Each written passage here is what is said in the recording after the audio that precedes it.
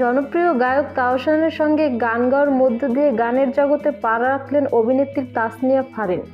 রঙে রঙে রঙিন হব শিরোনামের গানটিতে তাহসানের সঙ্গে কণ্ঠ দিয়েছেন ফারিন। 16 এপ্রিল মুক্তির দিন থেকে 21শে এপ্রিল পর্যন্ত গানটি বাংলাদেশ থেকে ইউটিউব ট্রেন্ডিংয়ের মিউজিক বিভাগের শীর্ষ স্থানে ছিল।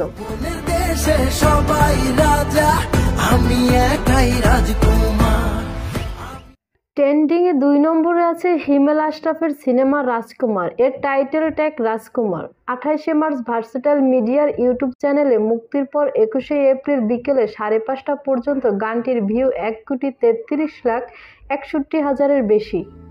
কার জন্য ভেতরটাতে আকাশ পাহাড়।